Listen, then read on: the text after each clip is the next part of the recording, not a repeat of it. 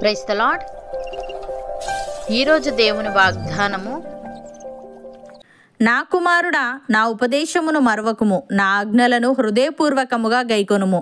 అవి దీర్ఘాయువును సుఖజీవముతో గడుచు సంవత్సరములను శాంతిని నీకు కలుగజేయును. సామెతల గ్రంథము 3వ అధ్యాయము 1వ వచనము 2వ వచనము.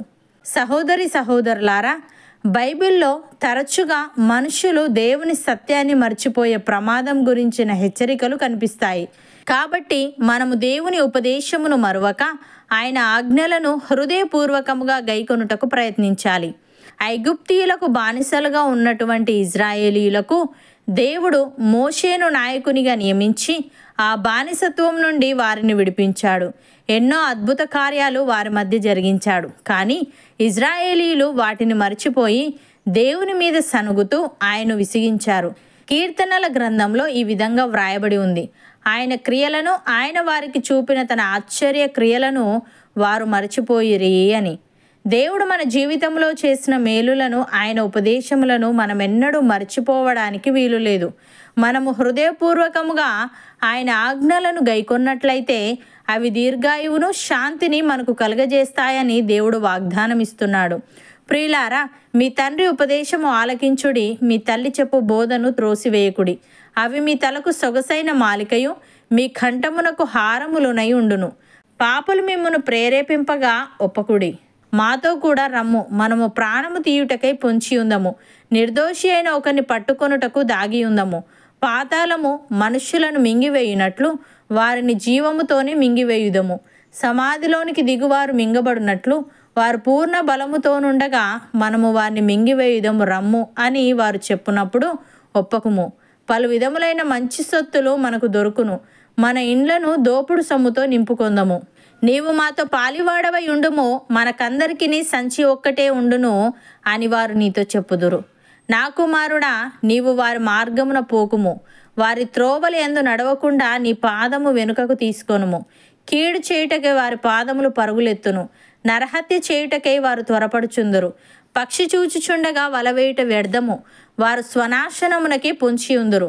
తమ్మును తామే పట్టుకొనుటకై దాగి ఉందురు. ఆశాపాతకులందరి గతి అట్టిదే. దానిని స్వీకరించి వారి ప్రాణము అది తీయును. దేవుడు ఈ విధంగా అంటున్నాడు: నా కుమారుడా, నీవు ఆలకించి నా మాటలను అంగీకరించిన ఎడల నీవు దీర్ఘాయుష్మంతుడవగుదువు. జ్ఞాన మార్గమును నేను నీకు బోధించి ఉన్నాను, యథార్థ మార్గములో నిన్ను నడిపించి ఉన్నాను. నీవు నడుచున్నప్పుడు నీ అడుగు ఇరుకున పడదు, నీవు పరుగెత్తినప్పుడు నీ పాదము తొట్టిల్లదు. ఉపదేశమును విడిచిపెట్టక దాన్ని గట్టిగా పట్టుకొనుము, అది నీకు జీవము గనుక దాన్ని పొంది ఉండుము అని. ప్రియులారా, మీకున్న మేలైనది దూషణ పాలు కానీయకుడి. దేవుని రాజ్యము భోజనమును పానమును కాదు గాని నీతియు సమాధానమును పరిశుద్ధాత్మయందలి ఆనందమునై ఉన్నది. ఈ విషయమందు క్రీస్తునకు దాసుడైన వాడు దేవునికి ఇష్టడును, మనుష్యుల దృష్టికి యోగ్యుడునై ఉన్నాడు. కాబట్టి సమాధానమును, పరస్పర క్షేమాభివృద్ధిని కలగజేయు వాటిని ఆసక్తితో అనుసరింతము. కీర్తనాకారుడు ఈ విధంగా అంటున్నాడు: బ్రతకగోరు వాడెవడైనా నున్నాడా? మేలు నొందుచు అనేక దినములు బ్రతకగోరు వాడెవడైనా నున్నాడా? చెడ్డ మాటలు పలకకుండా నీ నాలుకను, కపటమైన మాటలు పలకకుండా నీ పెదవులను కాచుకొనుము. కీడు చేయట మాని మేలు చేయుము. సమాధానము వెతకి దాన్ని వెంటాడుము. యెహోవా దృష్టి నీతిమంతుల మీదనున్నది, ఆయన చెవులు వారి మొరలకు ఒగ్గి ఉన్నవి. దుష్క్రియలు చేయి వారి జ్ఞాపకమును భూమి మీద నుండి కొట్టివేయుటకై యెహోవా సన్నిధి వారికి విరోధముగా ఉన్నది అని.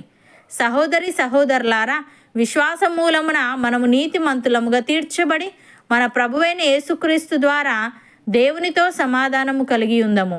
మరియు ఆయన ద్వారా మనము విశ్వాసము వలన ఈ కృపయందు ప్రవేశము గలవారమై అందులో నిలిచి ఉండి దేవుని మహిమను గూర్చిన నిరీక్షణను బట్టి అతిశయపడుచున్నాము. అంతేకాదు, శ్రమ ఓర్పును, ఓర్పు పరీక్షను, పరీక్ష నిరీక్షణను కలుగజేయునని ఎరిగి శ్రమల యందును అతిశయపడుదము. ఎందుకనగా ఈ నిరీక్షణ మనలను సిగ్గుపరచదు. మనకు అనుగ్రహింపబడిన పరిశుద్ధాత్మ ద్వారా దేవుని ప్రేమ మన హృదయములలో కుమ్మరింపబడి ఉన్నది. అవును అన్నవారు నాతో పాటు ప్రార్థనలో ఏకీభవించండి.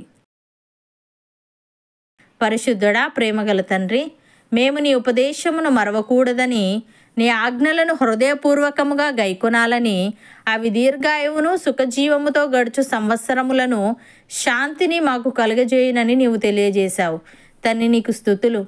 దేవా, మేము నీ మాటలు ఆలకించి నీ ఉపదేశమును విడిచిపెట్టక దాన్ని గట్టిగా పట్టుకునే వారంగా ఉండుటకు సహాయము దయచేయమని, నీ రాజ్యము భోజనమును పానమును కాదు గాని నీతియు సమాధానమును పరిశుద్ధాత్మ యందలి ఆనందమునై ఉన్నది గనుక మాకున్న మేలైనది దూషణ పాలు కానీయక సమాధానమును పరస్పర క్షేమాభివృద్ధిని కలగజేయు వాటినే ఆసక్తితో అనుసరించే వారముగా ఉండుటకు కృపచూపమని, విశ్వాసమూలమున నీతిమంతులుగా తీర్చబడి నీతో సమాధానము కలిగి ఉండే భాగ్యము మాలో ప్రతి ఒక్కరికి నీ దయచేయమని యేసుక్రీస్తు నామమున ప్రార్థిస్తున్నాము తండ్రి. ఆమెన్.